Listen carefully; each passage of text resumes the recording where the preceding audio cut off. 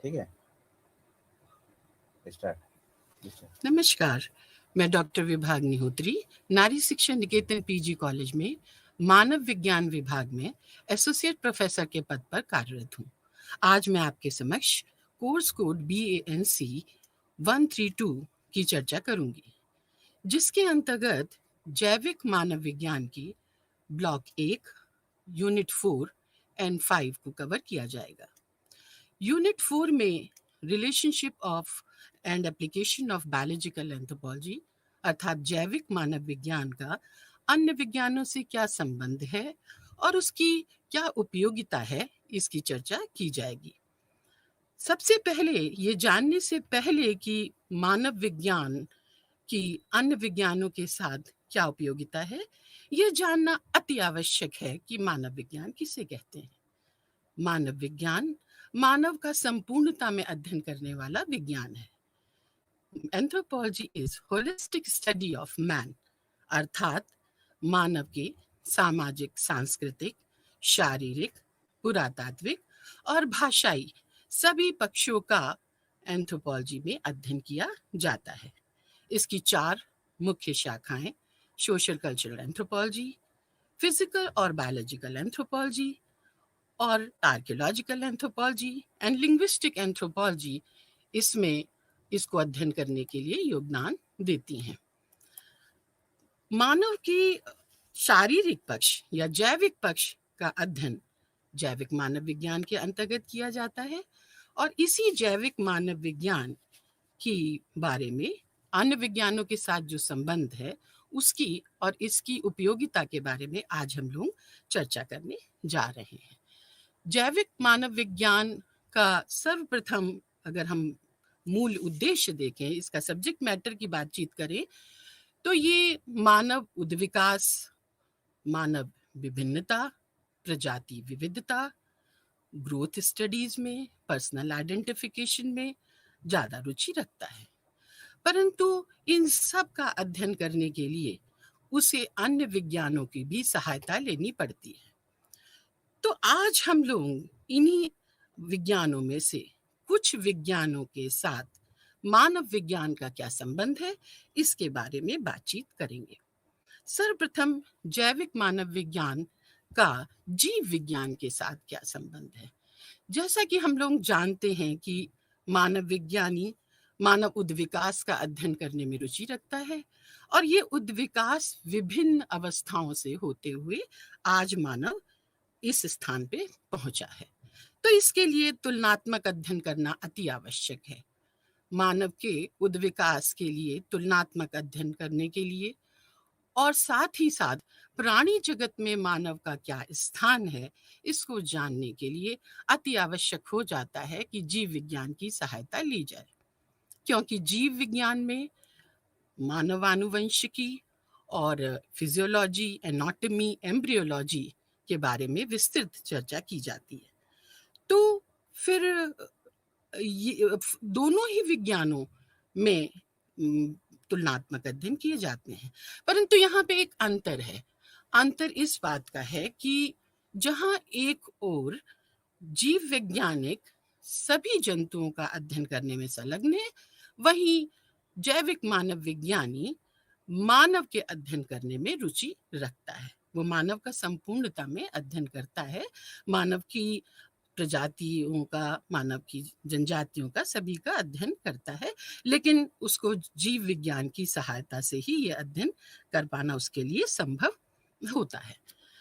तत्पश्चात बातचीत की जाएगी कि जैविक मानव विज्ञान का अर्थ साइंसेस के साथ या पृथ्वी साइंसेस के साथ, पृथ्वी विज्ञान के साथ क्या संबंध है। पृथ्वी विज्ञान पृथ्वी का जो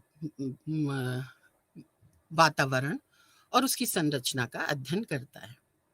मानव अपनी उद्विकासी यात्रा में किन किन अवस्थाओं से होकर के गुजरा है और किस किस के तरीके के वातावरण से होकर के गुजरा है, इसको जानने के लिए अत्यंत आवश्यक हो जाता है कि पृथ्वी की संरचना को और प्राचीन काल के वातावरण को समझा जाए। इसके लिए बहुत ही ज़्यादा महत्वपूर्ण योगदान पृथ्वी विज्ञान से हमें प्राप्त होता है। पैंक एंड बुकनर ने जब वो मानव के उद्विकास के बारे में बता रहे थे, तो उन्होंने यूरोप के एल्प्स पर्वत की जो पर्यावरण था उसकी चर्चा की, और उन्होंने वहाँ पे बताया कि उस समय प्राचीन काल में वातावरण पूरे संपूर्ण विश्व में अलग-अलग था। वहाँ पे आइस एजेस आ रही थीं, और बीच-बीच में, जिसे ग्लेशिएशन कहते हैं, और बीच-बीच में इंटरग्लेशिएशन पीरियड्स भी आ रहे थे। जबकि एशिया में उस समय अत्यधिक वर्षा हो रही थी या कम वर्षा वाला क्षेत्र था, जिसे प्लूवियल और इंटरप्लूवियल भी कहते हैं। तो ये ग्लेशिएशन और इंटरग्लेशिएशन पीरियड में क्या वातावरण में परिवर्तन हुए, उस समय कौन फ्लोरा एंड फौना हुए, वो उसकी चर्चा हम लोग यहाँ पे बिना उसके नहीं कर सकते। बिना मानव विज्ञान को जाने हम लोग, बिना पृथ्वी विज्ञान को जाने हम लोग इसके बारे में जान नहीं सकते। साथ ही साथ फॉसिल्स की जब स्टडी करते हैं, पुरातत्व की स्टडी करते हैं, मानव विज्ञान की एक शाखा पैलेंटियो एंथ्रोपोलॉजी में, पैलियो एंथ्रोपोलॉजी में, पुरातत्व विज्ञान में मानव के जीवाश्म का अध्ययन किया जाता है। इन जीवाश्म का अध्ययन करने के लिए हमें उनके कालक्रम का भी निर्धारण करना पड़ता है। तो ये कालक्रम की सहायता ले हमें भूगर्भ विज्ञान की सहायता से ही हम जान सकते हैं कि कोई भी फॉसिल कितने वर्ष पुराना है, और वो उसकी वास्तविक तिथि क्या है। तो इस तरीके से अर्थ साइंस, पृथ्वी विज्ञान की सहायता से पृथ्वी के गर्त में जो कुछ भी पाया जाता है, उसकी सहायता से हम लोग काफी हद तक अपने पास्ट को समझ सकते हैं। अब जैविक मानव विज्ञान का रासायनिक विज्ञान या केमिकल साइंसेस के साथ क्या योगदान है, इसके बारे में बातचीत करेंगे। आज के युग टेक्नोलॉजी का युग है, मानव की भौतिक प्रगति हो रही है, लेकिन इसी के साथ साथ कुछ समस्याएं भी जन्म ले रही हैं। प्रदूषण उनमें से एक बहुत विकट समस्या है। प्रदूषण की वजह से हमारे शरीर में बहुत तरीके के परिवर्तन हो रहे हैं, साथ ही साथ कई तरीके की बीमारियों का भी जन्म हो रहा है। रासायनिक विज्ञान हमें इस परिप्रेक्ष्य में सहायता प्रदान करते हैं। जिस तरीके से लेड एक हैवी मेटल है, और वो अगर बढ़ जाता है, जो बढ़ भी रहा है, तो वो प्रीनेटल ग्रोथ के लिए काफ़ी ज़्यादा नुकसानदायक होता है। जो ह्यूमन पॉपुलेशन है, उनमें जो बच्चों का जन्म भी है, वो भी स्मॉलर साइज के बच्चे जन्म ले रहे हैं, और यहाँ तक कि 200 ग्राम तक का भी उसमें प्रभाव, कमी दिखाई दे रही है। तो इस तरीके से अगर केमिकल साइंसेस की बात की जाए, एक और भी बात मैं यहाँ चर्चा करना चाहूँगी कि जैसे सोडियम सोडियम आजकल का जो पोषण हम लोगों का तत्व यूज़ कर रहे हैं, प्रयोग कर रहे हैं, उसमें सोडियम की मात्रा काफ़ी ज़्यादा होती है। तो इससे उच्च रक्तचाप और हृदय संबंधी समस्याएं जन्म ले रही हैं। इसी तरीके से अगर ब्लड में लिथियम की अधिकता हो जाती है, तो एक गंभीर मानसिक बीमारी बाइपोलर डिसऑर्डर का जन्म होता है। तो हम देख सकते हैं कि इन रसायनों का यदि अध्ययन हम करते हैं और इसके बारे में हमको जानकारी प्राप्त होती है, तभी हम लोग पोषण संबंधी परामर्श भी दे सकते हैं, और भी बहुत सारी जानकारी प्रदान कर सकते हैं। और इसके लिए बेस जो है, वो हमें केमिकल साइंसेस ही प्रदान करती है। एक और विज्ञान जिसके साथ संबंध की मैं चर्चा करना चाहूंगी, वो है स्वास्थ्य विज्ञान, हेल्थ साइंस। हेल्थ साइंस यानी स्वास्थ्य विज्ञान के अंतर्गत मानव की स्वास्थ्य, रोग और पोषण का अध्ययन किया जाता है। मानव विज्ञान की वह शाखा, खास तौर से जैविक मानव विज्ञान की वह शाखा जो मानव स्वास्थ्य के बारे में और रोग के बारे में अध्ययन करती है, उसको मेडिकल एंथ्रोपोलॉजी कहा जाता है। दूसरी तरफ पोषण संबंधी जो पोषण की कमी से जो बीमारियां होती हैं, उनका अध्ययन न्यूट्रिशनल एंथ्रोपोलॉजी या पोषकीय मानव विज्ञान के अंतर्गत किया जाता है। तो फिर ये सब जानकारी प्राप्त करने के लिए हम लोगों को चिकित्सा स्वास्थ्य विज्ञान की सहायता लेनी पड़ती है। परंतु यहाँ पे एक फर्क है। स्वास्थ्य वैज्ञानिक स्वास्थ्य और पोषण संबंधी जानकारी प्रदान करता है, जिसकी सहायता से पोषकीय मानव विज्ञानी या मेडिकल एंथ्रोपोलॉजिस्ट परामर्श देते हैं। लेकिन यहाँ पे जैविक मानव विज्ञानी अपनी एक जो उसकी बेसिक जिसको कि एम को लेके चलता है कि कोई भी रोग या पोषण संबंधी समस्या में उसकी सामाजिक सांस्कृतिक परिवेश का काफी योगदान होता है। तो इस कारण से सामाजिक सांस्कृतिक परिप्रेक्ष्य में ही बातचीत की जा सकती है जो सटीक होगी, और इसका श्रेय जैविक मानव विज्ञानी को जाता है। हालांकि ये कहना गलत नहीं होगा कि इसके लिए हमें स्वास्थ्य विज्ञान काफी सहायता प्रदान करता है। फिर एक और विज्ञान चिकित्सा विज्ञान, मेडिकल साइंस। मेडिकल साइंस में अगर हम लोग बात करें तो मेडिकल जो प्रैक्टिशनर होते हैं वो हमको काफ़ी सारी जानकारी प्रदान करते हैं रोग से संबंधित, और इनकी सहायता से हम लोग मानव विज्ञानी भी काफ़ी कुछ जानकारी प्राप्त करते हैं।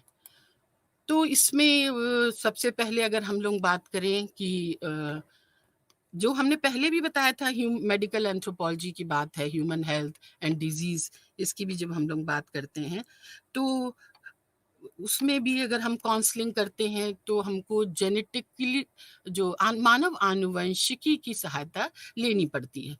हमको मेडिकल एंथ्रोपोलॉजी में भी ये बताने के लिए कि कोई भी रोग अगर हो रहा है तो वो रोग किसी भी प्रजाति में या किसी भी व्यक्ति में या किसी भी समुदाय में उसकी आवृत्ति क्या होगी, उसकी आनुवंशिक संरचना से ह्यूमन हेरिडिटी से हम काफ़ी हद तक जान सकते हैं, और इसका बेस मेडिकल साइंसेस ही प्रदान करते हैं। इसी के बेसिस पे इसकी एक और उपयोगिता एप्लीकेशन की बात जो हमें बाद में करनी है, लेकिन मैं यहाँ बताना चाहूँगी कि यूजेनिक्स मानव में किस तरीके के जो रोग हैं वो होते हैं और वो उनकी संतानों में भी कैसे जा सकते हैं, उसकी प्रोबेबिलिटी के बारे में भी हम बता सकते हैं, जिसके लिए हमें जो बेस है वो मेडिकल साइंस ही प्रदान करता है। उसकी सहायता से हम काफ़ी हद तक परामर्श दे सकते हैं जो दंपति को कि आप विवाह के लिए, संतान के लिए जाइए कि नहीं जाइए, और बच्चे पैदा अगर करेंगे तो आप में ये रोग की प्रोबेबिलिटी हो सकती है। एक और विज्ञान स्टैटिस्टिकल साइंसेस, सांख्यिकी विज्ञान। आधुनिक जैविक मानव विज्ञान जो कुछ भी अध्ययन करता है वो किसी भी जन समुदाय की होमोजेनेटिक एंड हेट्रोजेनेटिक जो भी स्टडी करता है उसके लिए उसको सांख्यिकी विज्ञान की सहायता लेनी पड़ती है। उसी की सहायता से वो ये बता सकता है कि किसी भी कोई भी रोग है या जो पॉपुलेशन जेनेटिक्स है उसका रेशियो क्या होगा या वो कितना उसमें उसका फैलाव होगा इत्यादि के बारे में वो जानकारी प्रदान करने में सक्षम होता है। तो इसकी बेसिक टेक्निक जो है वो हमें स्टैटिस्टिकल या सांख्यिकी विज्ञान ही प्रदान करता है। तत्पश्चात हम लोग बायोमेडिकल साइंस की बात करते हैं अगर, तो उसमें भी जो है जो भी रोग हैं या जितनी भी हम विविधता है स्वास्थ्य संबंधी जो कुछ भी समस्याएं हैं इन सब का अध्ययन किया जाता है। बहुत सारे शोध समय-समय पे हो रहे हैं जो इनका अध्ययन करते हैं। लेकिन मानव विज्ञानी इसमें, चूँकि वो मैंने प्रारंभ में भी कहा था कि मानव विज्ञान का मूल उद्देश्य, खास तौर से जैविक मानव विज्ञान का मूल उद्देश्य मानव विकास का और प्रजाति विविधता का अध्ययन करना है। तो एक मानव विज्ञानी भली प्रकार से एथनिक एंड रेशियल क्लासिफिकेशन की स्टडी करता है, वो बात अच्छे से जानता है। मानव वैज्ञानिकों का ये मानना है कि किसी भी रोग के स्वास्थ्य संबंधी विषमताओं के लिए अगर जानना है तो इथनिक और रेशियल एलिमेंट्स को जानना अत्यंत आवश्यक है।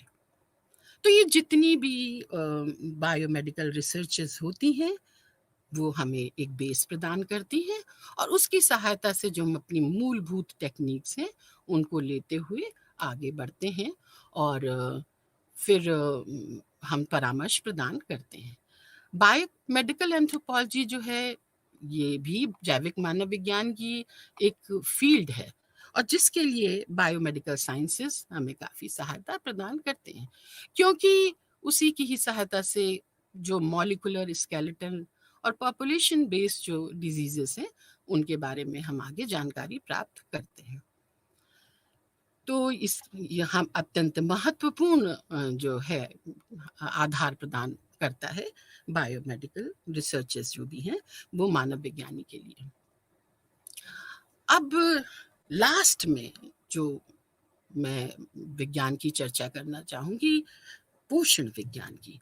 ये अत्यंत महत्वपूर्ण विज्ञान है।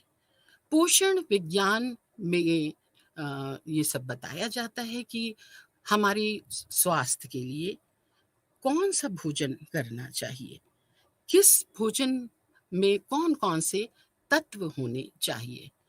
और इसीलिए मानव विज्ञान की एक शाखा, जैविक मानव विज्ञान की एक शाखा, पोषकीय मानव विज्ञान, जिसकी कि मैं चर्चा आगे भी आप लोगों के साथ करूँगी, उसमें भोजन और पोषण संबंधी जो बातें हैं उनकी चर्चा की जाती है। जो पोषण विज्ञान से हमको जानकारी प्राप्त होती है कि हमारे भोजन में कौन-कौन से पोषक तत्व होने चाहिए, कौन से विटामिन्स होने चाहिए, प्रोटीन कितनी होनी चाहिए, कितनी कैलोरीज़ लेनी चाहिए, किस एज ग्रुप को या किस सेक्स को कितनी मात्रा में कौन-सा भोजन लेना चाहिए, इस सब की जानकारी पोषण न्यूट्रिशनल साइंसेज़ ही हमको प्रदान करती हैं।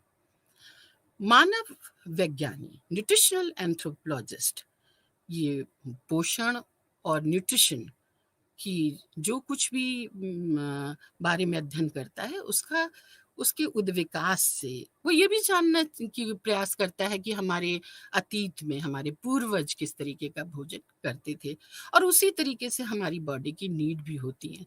तो न्यूट्रिशनल हेल्थ के बारे में वो एक व्यक्तिगत स्तर पे, सामुदायिक स्तर पे और पॉपुलेशन लेवल पे इस बात की चर्चा करना चाहता है।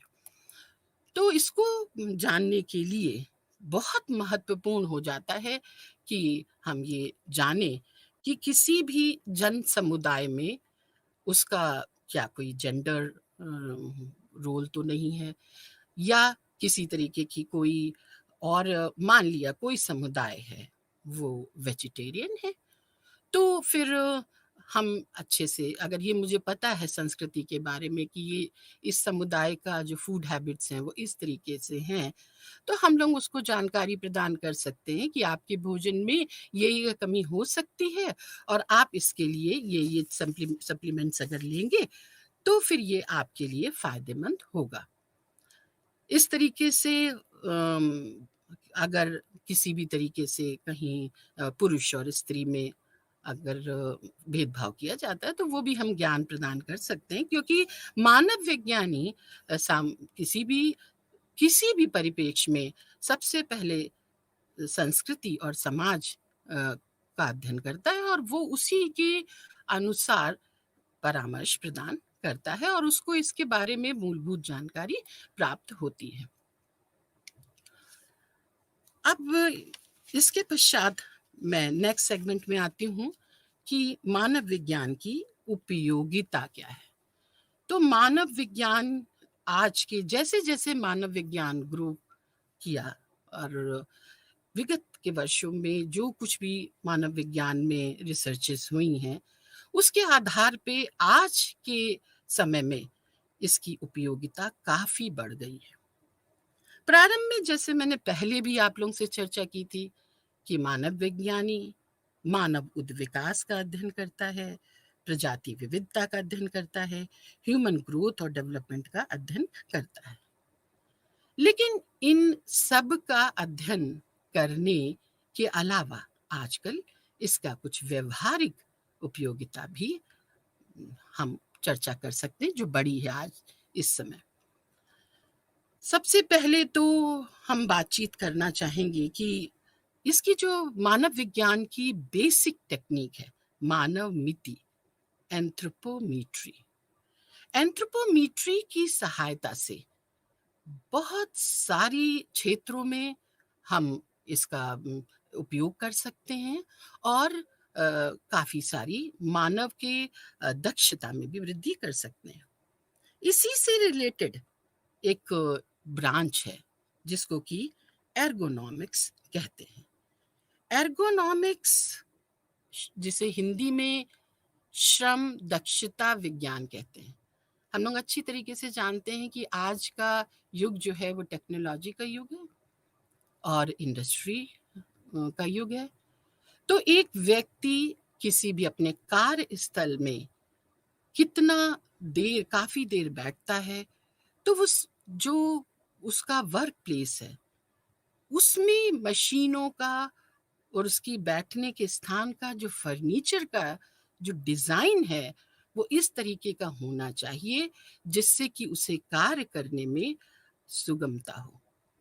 अगर वो उसके अनुकूल नहीं होगा तो एक तो कार्य क्षमता में कमी आएगी और दूसरी तरफ उसको बहुत सारी और भी रोग हो सकते हैं। उसके पोस्चर से संबंधित रोग उसमें हो सकते हैं और भी काफ़ी सारे रोग हो सकते हैं।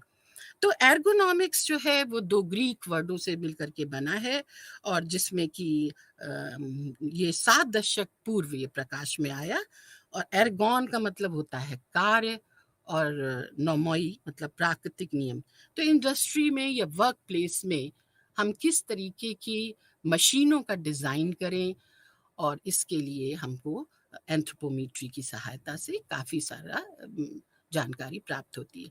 अब जैसे मानव मिति में एक मेज़रमेंट हम लोग लेते हैं सिटिंग हाइट वर्टेक्स। तो एक चेयर कैसे होगी, उसका साइज़ कैसे होगा, अगर एक व्यक्ति की जो हमें मापे पता है, तो उसके आधार पे हम चेयर का या सीट को डिज़ाइन कर सकते हैं और जिससे कि वो बड़े कायदे से काम कर सकता है। उसके अलावा अगर हम एक और भी फ़ील्ड है जो आजकल बहुत ज़्यादा जिसकी कि उपयोगिता बढ़ी है, किन एंथ्रोपोलॉजी।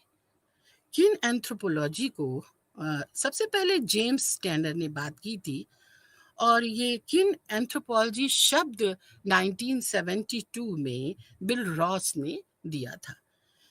उन्होंने ये बताया कि किसी भी खिलाड़ी को किस तरीके का खेल का चयन करना चाहिए, उसके इक्विपमेंट्स किस प्रकार के होने चाहिए, इसके लिए मानव विज्ञानी अच्छी तरीके से परामर्श दे सकता है।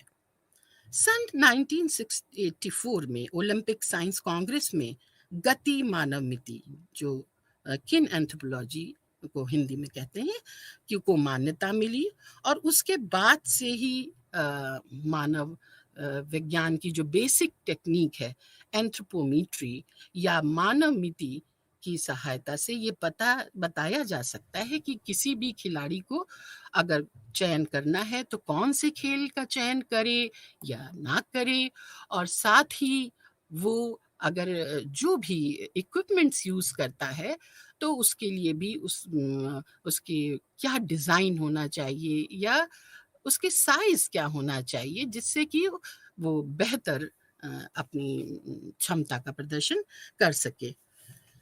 तो इस तरीके से एर्गोनॉमिक्स के बाद किनेंथ्रोपॉलजी, फिर एक बहुत ही महत्वपूर्ण बात जो मानव विज्ञानी करते हैं, वो है कि जैसे कि किसी भी समाज में उनको ये बेसिक मानवानुवंशिकी का ज्ञान होता है, तो वो जैसे एक G6PD की डेफिशिएंसी है मान लिया, तो वो उसका अध्ययन करके ये बता सकते हैं कि अमुक व्यक्ति को अगर G6PD की डेफिशिएंसी है, तो उसको मलेरिया की जो मलेरिया रोधक मेडिसिन है, वो नहीं लेनी चाहिए, क्योंकि अगर वो ले लेगा तो फिर उसको एडवर्स इफेक्ट पड़ेगा। तो ये सब जो है ये पॉपुलेशन जेनेटिक्स में या ह्यूमन हेरिडिटी में मानव विज्ञानी अध्ययन करता है, तो इसी की सहायता से ये परामर्श भी दे सकता है कि अगर ये अमुक डिफिशियंसी होगी तो अमुक रोग हो सकता है। और न केवल यहाँ पे, इसके अलावा भी बहुत सारी बातें हैं। वो मेजरमेंट्स लेता है और मेजरमेंट्स लेने के बाद ये भी बता सकता है कि जो हाइट और वेट लिया, तो हाइट और वेट लेने के बाद कि बीएमआई क्या है, आप ओवरवेट हैं कि अंडरवेट हैं। और ठीक है, इसके लिए पोषकीय मानव विज्ञानी की भी सहायता लेनी पड़ती है, और इन दो सब का मिला जुला मानव मिति और पोषकीय मानव विज्ञानी ये सब बता के परामर्श प्रदान कर सकते हैं कि स्वास्थ्य के दृष्टिकोण से हमें क्या करना चाहिए और भोजन में किन तत्वों का प्रयोग करना चाहिए और किनको त्यागना चाहिए। मानव विज्ञान में जैविक मानव विज्ञान खास तौर से उसका इंडस्ट्री में भी बहुत योगदान है। रेडीमेड गारमेंट्स में किस तरीके की एक पॉपुलेशन की स्टडी करके जो डेटा प्राप्त होता है, हर एक जैसा कि मैंने पहले ही कहा था कि प्रजाति का और समुदाय का अलग बॉडी कॉन्स्टिट्यूशन होता है, तो उसी के आधार पे मानव वैज्ञानिक डिज़ाइन करते हैं मानव मिति की सहायता से कि क्या रेडीमेड गारमेंट्स होनी चाहिए, शूज़ क्या होनी चाहिए, ट्रेन के बर्थ क्या होनी चाहिए, और यहाँ तक कि इन एरोप्लेन्स में भी। और सेकेंड वर्ल्ड वॉर के बाद तो इसका काफ़ी सारा योगदान जो है वो एयरफोर्स में भी आया कि वो कैसी उनकी ड्रेस हो, कैसी डिज़ाइन की जाए कि वो उसमें कंफर्टेबल हों। यहाँ तक कि आजकल हम लोग सभी हेलमेट यूज़ करते हैं, तो जो हेलमेट यूज़ करते हैं इसके लिए हमें 3 मापें लेनी होती हैं, और हेड लेंथ, हेड ब्रेड्थ और हेड सर्कमफेरेंस। ये मानव मिति की जो बेसिक टेक्निक में से एक टेक्निक है। इन मापों की सहायता से हेलमेट का निर्माण होता है, और हेलमेट से हम लोग देख के बता सकते हैं कि ये अगर वो पहुंचता है, हम लोग एक डेटा लेते हैं और डेटा की सहायता से हम लोग ये डिसाइड कर लेते हैं कि किस व्यक्ति के लिए कौन सा हेलमेट का साइज उपयुक्त होगा। मानव विज्ञान की उपयोगिता तो बहुत क्षेत्रों में है, लेकिन यहाँ समय का अभाव होने की वजह से मैं एक विषय की चर्चा करूंगी, फिर मैं आगे बढ़ जाऊंगी कि मानव मेडिको लीगल एस्पेक्ट्स में भी जो है कि किस तरीके से कोई डिस्प्यूट होता है, तो जैविक मानव विज्ञान की जो टेक्निक्स हैं उनकी सहायता से इसको सुलझाने में सहायता मिलती है। और फॉरेंसिक साइंस, ये इसमें तो मानव विज्ञान की उपयोगिता बहुत ज़्यादा है, लेकिन फॉरेंसिक साइंस को मैं आगे यूनिट 5 के में जब मैं चर्चा करूंगी तो उसमें मैं इसको डिटेल में लूंगी, इसलिए मैं यहाँ पे उपयोगिता से आगे बढ़ती हूँ। और अब मैं आप लोगों के साथ यूनिट 5 जो कुछ भी हमारे आज के समकालीन क्षेत्रों में जैविक मानव विज्ञान किस तरीके से कार्य कर रहा है उसके बारे में हम लोग बातचीत करेंगे। तो यूनिट 5 में हम लोग जो मेन बात करेंगे कि आज के समकालीन क्षेत्र जो है उसमें किस तरीके से पोषकीय मानव विज्ञान, शरीर क्रिया मानव विज्ञान, एपिडेमोलॉजिकल एंथ्रोपोलॉजी, मॉलिक्यूलर एंथ्रोपोलॉजी और फॉरेंसिक एंथ्रोपोलॉजी की क्या किस तरीके से इसका एप्लीकेशन हम लोग करते हैं और ये किस तरीके से इफेक्टिव है। वॉशमैन 1951 में कहते हैं कि जो प्राचीन शारीरिक मानव विज्ञान है, वो बेसिकली एक टेक्निक थी और उसमें मुख्य रूप से जो है वो कैलिपर की सहायता से मानव की बाह्य आकृति का मापन किया जाता था। जबकि नवीन शारीरिक मानव विज्ञान जो है उसकी रुचि कई अन्य क्षेत्रों में भी बढ़ी है और वो प्राइमेट उद विकास के साथ साथ मानव विभिन्नता को जानने के लिए बहुत सारी टेक्निक्स को प्रयोग में लाता है और इन्हीं टेक्निक्स में से एक है पोषकी मानव विज्ञान या न्यूट्रिशनल एंथ्रोपोलॉजी। पहले भी हम लोग बात कर चुके हैं कि न्यूट्रिशन जो साइंसेस है उनकी सहायता लेकर के न्यूट्रिशनल एंथ्रोपोलॉजिस्ट जो है वो परामर्श प्रदान करता है।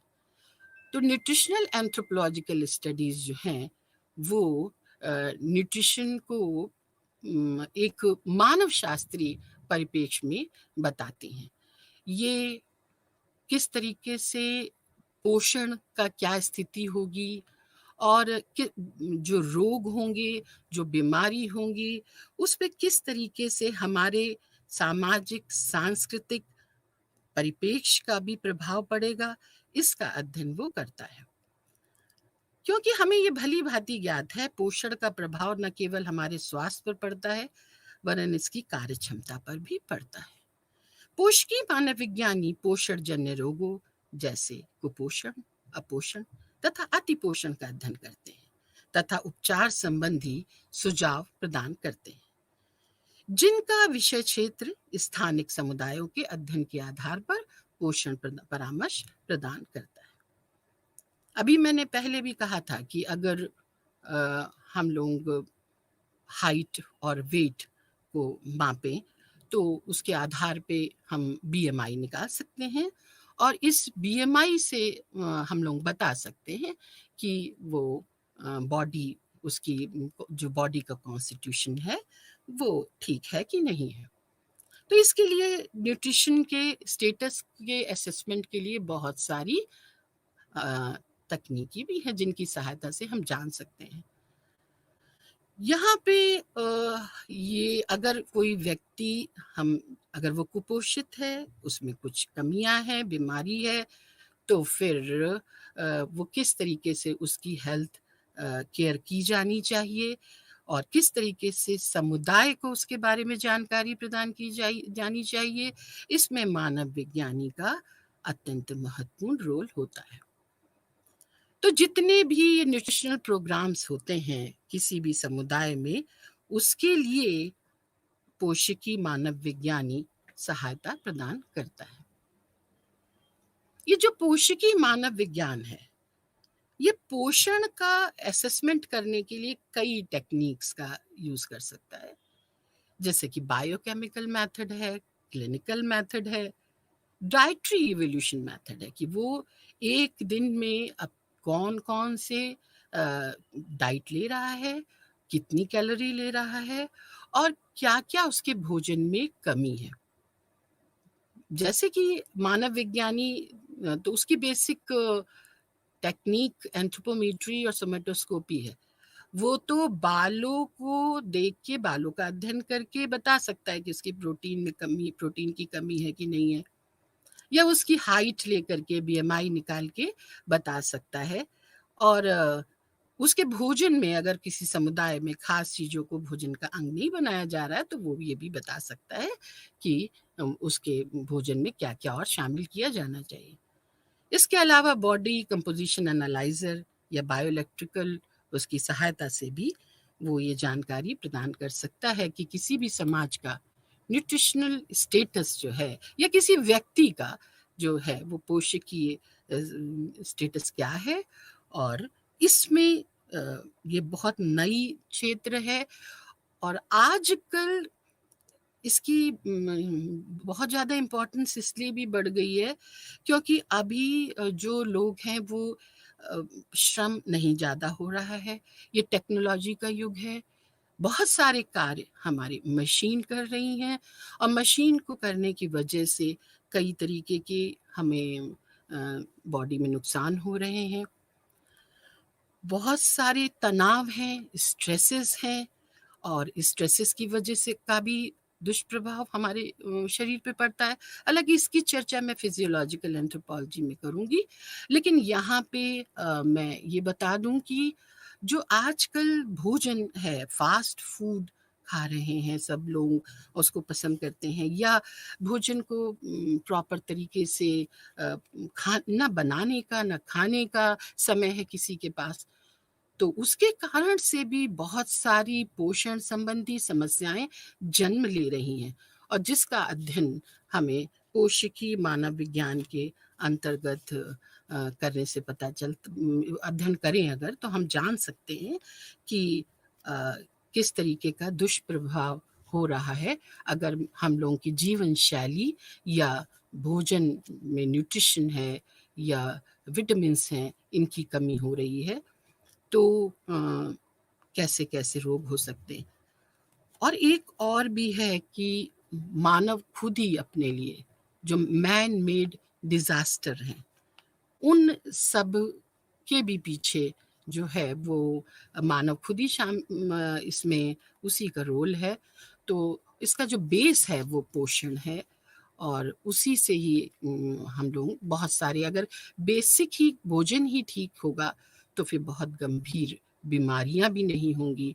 और अगर काफ़ी सारी बीमारियां ऐसी होती हैं जिससे कि न केवल व्यक्ति का नुकसान होता है बल्कि सामुदायिक स्तर पे भी बहुत सारी घटनाएं जो आजकल हम न्यूज़पेपर में पढ़ते हैं, वो सब भी उसके पीछे भी परोक्ष रूप से हमारे भोजन का ही भोजन किस तरीके का है उसी का ही इन्वॉल्वमेंट है। तो अब इसके पश्चात हम लोग बातचीत करेंगे फिजियोलॉजिकल एंथ्रोपोलॉजी की, शरीर क्रिया विज्ञान। फिजियोलॉजी अथवा शरीर क्रिया विज्ञान के अंतर्गत जीवित प्राणी के आकार, प्रकार एवं प्रक्रियाओं का अध्ययन किया जाता है। फिजियोलॉजिकल फंक्शंस और शरीर की माप आपस में अंतर संबंधित है, और जिस पर वातावरण, इथनिसिटी और शारीरिक गतिविधियों का भी प्रभाव पड़ता है। ये साइंस, जैसा कि पहले भी मैंने बताया था कि हम लोगों को बहुत सारी विज्ञानों की सहायता लेनी पड़ती है इसको जानने के लिए, लेकिन फिजियोलॉजी को जानने के लिए हमें मेडिकल साइंसेस की सहायता लेनी पड़ती है। पर जो मानव विज्ञानी है वो फिजियोलॉजिकल एंथ्रोपोलॉजी या शरीर क्रिया मानव विज्ञान में इस बात पे ज़्यादा जोर देता है कि जैसे-जैसे हमारा उद विकास हुआ और मानव उद विकसित हुआ, तो उस तरीके से उसके जो फंक्शन थे, शरीर के फंक्शंस थे और जो उसके कार्य थे, वो संरचना में परिवर्तन होने के कारण प्रभावित हुए। अब आजकल अगर किसी का बॉडी वेट बहुत ज़्यादा है, तो फिर क्या होगा? उसके शरीर पे, उसके हार्ट पे उसका प्रभाव पड़ेगा, उसके मेटाबॉलिक फंक्शन पे प्रभाव पड़ेगा, और इन्हीं सब की जानकारी जो है वो फिजियोलॉजिकल मानव विज्ञानी प्रदान करता है। तो शरीर का जो आकार है, अगर बीएमआई उसका ज़्यादा है, तो वो किस तरीके से जो वातावरण के साथ एडेप्टेशन में उसको समस्या आएगी। फिजियोलॉजिकल एंथ्रोपोलॉजी जो है वो किसी भी समाज और संस्कृति का अध्ययन करता है। ये जो प्राकृतिक विज्ञान है, फिजिक्स है या केमिस्ट्री है, ये सब भी जो हैं, इनकी भांति फिजियोलॉजिकल एंथ्रोपोलॉजिस्ट अध्ययन नहीं कर सकता है। वो क्योंकि उसको किसी भी शरीर क्रिया वैज्ञानिक को किसी भी चीज़ का अध्ययन करने से पहले ये जानना ज़रूरी होता है कि किसी भी व्यक्ति का, क्योंकि उसका सब्जेक्ट मैटर जो उसका मानव है, और मानव पे को अन्य जीवों पे भी पड़ता है। मैं ये नहीं कह रही हूँ प्लांट पे भी पड़ता है और भी सब पे पड़ता है। लेकिन जब हम लोग फिजियोलॉजिकल एंथ्रोपोलॉजी की बात कर रहे हैं, एंथ्रोपोलॉजी की बात कर रहे हैं, तो हम यहाँ पे मानव की बात कर रहे हैं। तो मानव के ऊपर उसके पर्यावरण का, उसकी संस्कृति का, उसके समाज का, ये सब चीजों का प्रभाव पड़ता है। और इन सब में जो परिवर्तन हो रहे हैं, उन सब के कारण उसकी फिजियोलॉजी में क्या परिवर्तन आएगा, इन सब के बारे में फिजियोलॉजिकल एंथ्रोपोलॉजिस्ट ज्ञान प्रदान करते हैं और इससे रिलेटेड परामर्श भी प्रदान करते हैं। नेक्स्ट सेक्शन पे मैं आ रही हूँ, एपिडेमियोलॉजिकल एंथ्रोपोलॉजी, महामारी विज्ञान। अत्यंत महत्वपूर्ण विज्ञान। आज के समकालीन समय में इसकी उपयोगिता बहुत ज़्यादा बढ़ गई है। हम लोग अच्छी तरीके से जानते हैं कि कोविड-19 अभी हम लोग उसको किस तरीके से वो आया और कैसे उसने हम सभी के जीवन को प्रभावित किया। ये न केवल किसी एक समुदाय में था, परंतु पूरे विश्व को इसने प्रभावित किया और आज भी ये महामारी हम लोगों के बीच में उपस्थित है। तो एंथ्रोपोलॉजिकल एपिडेमियोलॉजी इसमें क्या परामर्श देता है या क्या सहायता प्रदान कर सकता है, इसके बारे में हम लोग चर्चा करेंगे। एंथ्रोपोलॉजिकल एपिडेमियोलॉजी एक इंटीग्रेटेड एंड इंटरडिसिप्लिनरी अप्रोच है जो कि जैविक मानव विज्ञान की एक उपशाखा है और जो मानव के स्वास्थ्य और रोग को उसके जैविक, सामाजिक, सांस्कृतिक परिप्रेक्ष्य में देखती है और किस तरीके से किसी भी रोग को के प्रसार में और उसकी रोकथाम में कैसे रोक लगा सकते हैं, इससे रिलेटेड स्ट्रेटजी बनाती है या परामर्श भी प्रदान करती है। एपिडेमियोलॉजी ये आज की बात नहीं है, इसको हम लोग बहुत साल पहले हिप्पोक्रेट्स के टाइम से ही बात कर सकते हैं, जब साइंस एयर, वाटर और प्लेस की बात थी।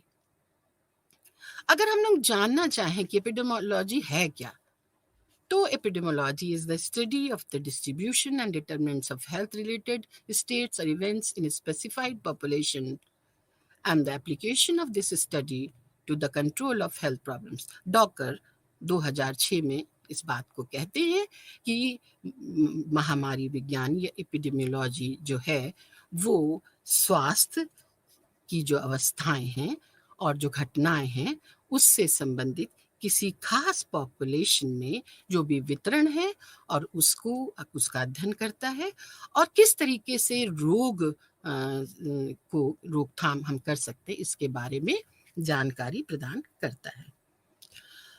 तो एपिडेमियोलॉजी का जो है वाइटल जो रोल है वो तो है कि किसी भी समुदाय की हेल्थ कंडीशंस की हम लोग इम्प्रूव करें और उसको हम लोग रोकथाम करें अगर निगेटिव इफेक्ट है तो। एंथ्रोपोलॉजिकल एपिडेमियोलॉजी जो है उसमें क्वांटिटेटिव और क्वालिटेटिव फैक्टर्स दोनों का ही जन समुदाय के स्तर पे परामर्श दिया जाता है और ये जो है ये किसी भी बीमारी को, जैसा मैं बार बार कहती हूँ कि वो एक सामुदायिक स्तर पे वहाँ की समाज और संस्कृति को ध्यान में रखते हुए ही उससे रिलेटेड परामर्श देता है। तो जैविक मानव विज्ञान की वह शाखा जो रोग एवं स्वास्थ्य के सामाजिक सांस्कृतिक परिप्रेक्ष्य से जुड़ी हुई है उसी को एपिडेमियोलॉजी एंथ्रोपोलॉजी कहते हैं। इसका मुख्य कार्य है किसी भी समुदाय के स्वास्थ्य को इम्प्रूव करना।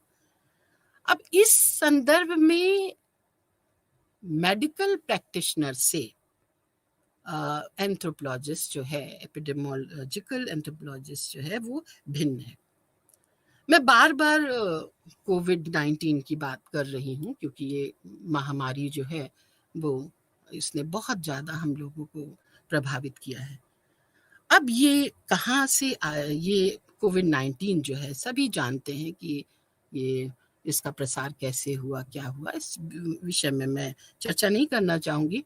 लेकिन एक मेडिकल प्रैक्टिशनर जो है वो इसके बारे में जब बातचीत करता है तो वो ये बताता है कि किस तरीके से इसको हम क्या निदान दें। जबकि जो मानव विज्ञानी है वो इसको ये सोच के परामर्श प्रदान करता है कि हम जो कुछ भी निदान प्रस्तुत कर रहे हैं वो क्या उस जन समुदाय में किस तरीके से हम लागू कर सकते हैं, या ये बीमारी कैसे हुई है, और इसको लागू करने के लिए हमको ये भी तो जानना होगा कि क्या वो कहाँ तक इसमें ये लागू हो सकेगा, और अगर नहीं लागू हो पा रहा है तो हमको इसको किस तरीके से लागू करने के लिए क्या क्या उपाय करने होंगे, और कैसे हम इसकी रोकथाम कर सकते हैं। क्योंकि मानव विज्ञानी सरल समाजों का अध्ययन करता है, वो जनजाति समाज का भी अध्ययन करता है, वो उनसे निकटता से जुड़ा रहता है, इसलिए वो एक जन समुदाय को ये जितनी भी जानकारी है उसको भली भांति प्रदान कर सकता है। एपिडेमियोलॉजिकल स्टडीज जो हैं वो भी दो तरीके से हम बात कर सकते हैं, एक तो डिस्क्रिप्टिव होती है और दूसरा एनालिटिकल होती है।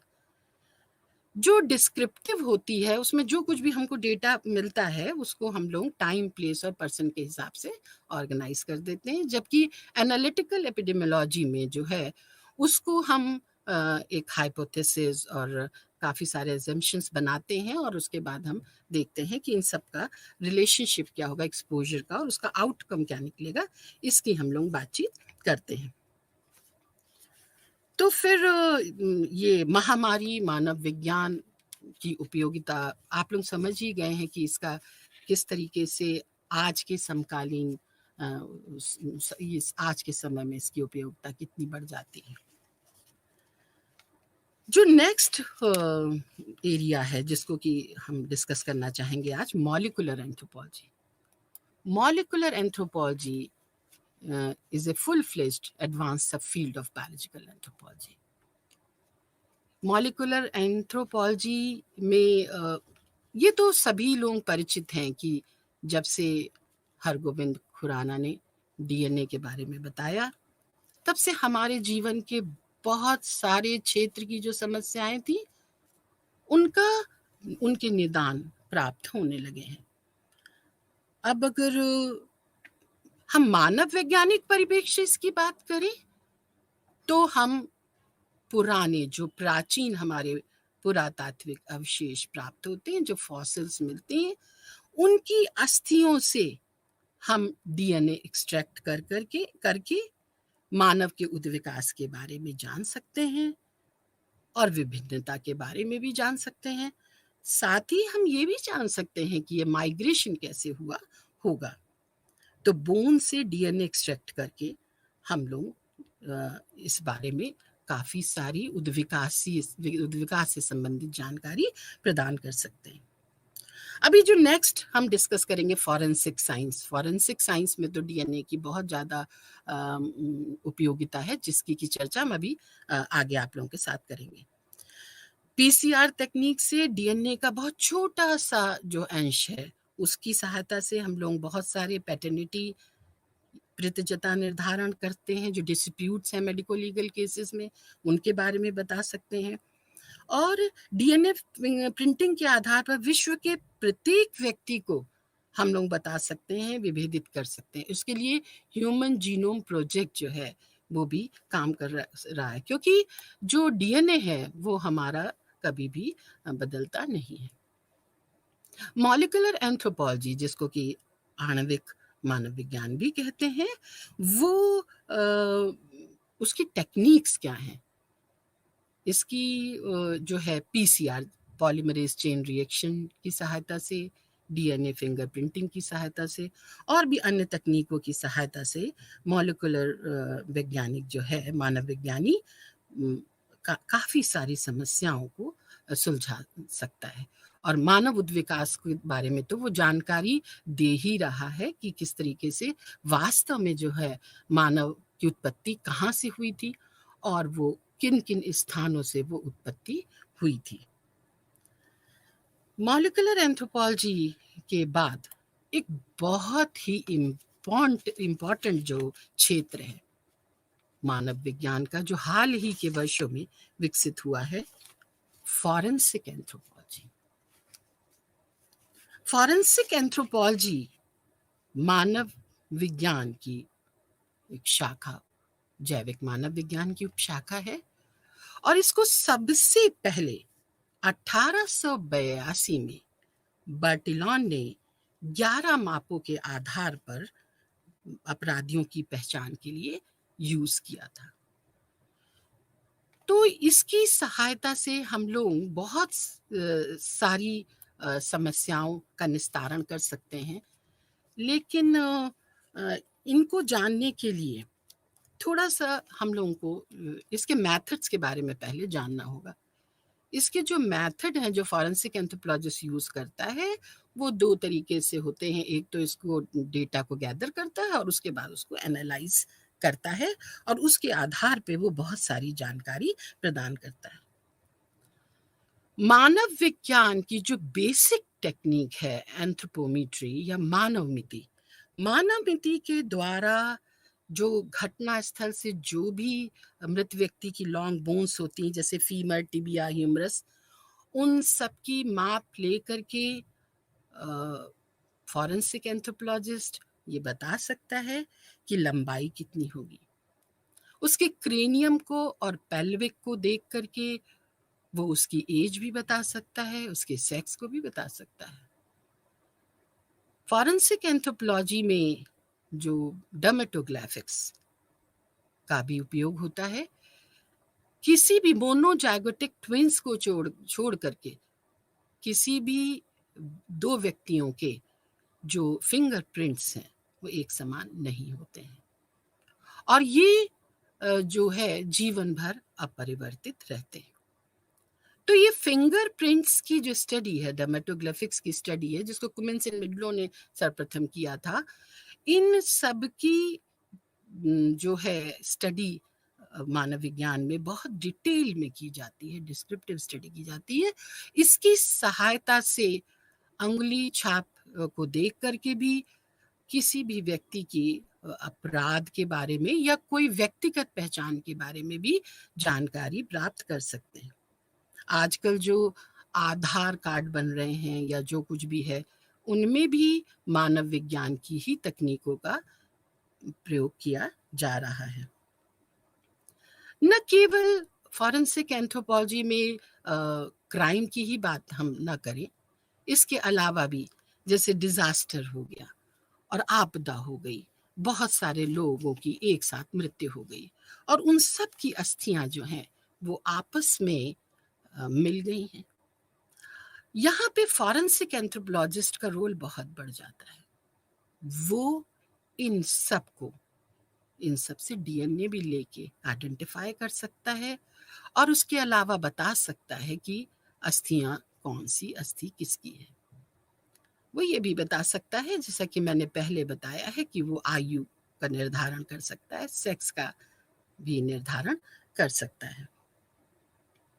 फॉरेंसिक एंथ्रोपोलॉजिस्ट जितने भी पैटर्निटी डिस्प्यूट्स होते हैं, कि अगर किसी भी ये पिता माता को लेकर के, या जो सीरोलॉजिकल एविडेंसेस हैं, जैसे कि मान लिया ब्लड ग्रुप है, तो रक्त समूहों के आधार पे भी ये निर्धारित करता है कि कोई अमुक व्यक्ति है तो उसकी ये संतान हो सकती है कि नहीं हो सकती है। और इसमें नो डाउट डीएनए तो इसका बहुत ही बढ़िया एक एग्जाम्पल है ही, जो इन सब बातों को बता सकता है। तो आज के जो समकालीन जो समय है, उसमें मानव अपने वातावरण के साथ अनुकूलन स्थापित कर रहा है, और उसको नई नई तरीके के चैलेंजेस को, चुनौतियों का सामना करना पड़ रहा है।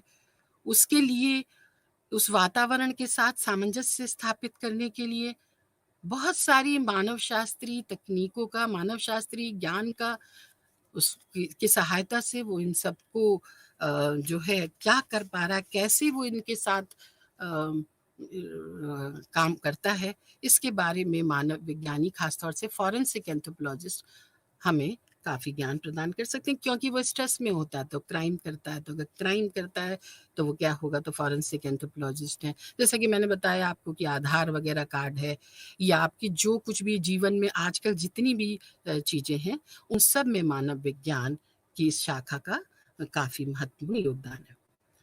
अब मैं आज के अपने जो लेक्चर है उसको मैं कंक्लूड करना चाहूँगी।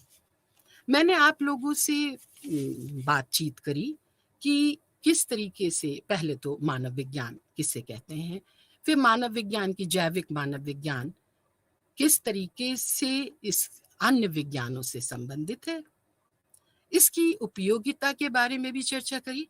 इसकी उपयोगिता तो बहुत सारी है, लेकिन यहाँ पे चूंकि समय का अभाव है और इसके कारण से मैंने यहाँ पे कुछ चीजों की चर्चा आप लोगों के साथ की। इसमें हमने जो बहुत सारी बेसिक टेक्निक्स जो मानव विज्ञानी यूज करता है, जिसकी सहायता से वो बहुत जीवन के जो हमारे बहुत क्षेत्र हैं। अब इसमें जैसे एक बात मैं आपके साथ लूं कि मानव विज्ञानी की जो है वो एंथ्रोपोमेट्री की ही सहायता से, मानव मिति की ही सहायता से क्या क्या चीजों का उपयोग कर सकता है। जैसे कि डेंटल, अगर आप किसी डेंटिस्ट के पास जाएंगे तो आपको जबड़े का माप जो है वो लेना होगा। तो ये जो डेंटल एंथ्रोपोलॉजी, वो उद विकास के दौरान किस तरीके से मानव में चेंजेस आए हैं, ये मानव विज्ञानी ही जानता है। बिकॉज उद्विकास एक सतत निरंतर होने वाली क्रमिक प्रक्रिया है। आज भी उद्विकास हो रहा है और इसका प्रभाव हमारे, जैसे कि मैंने बताया, ईटिंग हैबिट से और सबसे बहुत पड़ता है। अगर आप लोग देखें तो दांत हमारे जो थे उसके प्रारूप उसमें भी चेंज आ गया है। अब जो लास्ट मोलर है वो अब नहीं है, या हमारे पैरों की संरचना में भी काफी परिवर्तन आ गया है। और कुछ दिन बाद इसका, क्योंकि उद्विकास सतत लेकिन धीमी प्रक्रिया है, तो इसमें हमारी बॉडी के कंपोजिशन में इसका प्रभाव पड़ेगा और इसकी वजह से उसके फिजियोलॉजी में भी प्रभाव पड़ेगा, बहुत सारी चीजों में प्रभाव पड़ेगा, जिसके बारे में मानव विज्ञानी एक भविष्यवाणी कर सकते हैं। तो फिर इसका ये जो यूज है, जैसे मैंने भी बताया कि डेंटल साइंस में भी यूज है और बहुत सारी अन्य क्षेत्रों में भी है। समय अभाव के कारण मैं इसकी चर्चा अभी यहाँ पे नहीं कर पा रही हूँ, लेकिन उसके बाद हम लोग बात करते हैं कि आज के क्षेत्र में ये जो मानव शास्त्रीय ज्ञान है, खासतौर से जैविक मानव विज्ञान, हमारे जीवन में किस तरीके से उपयोगी है।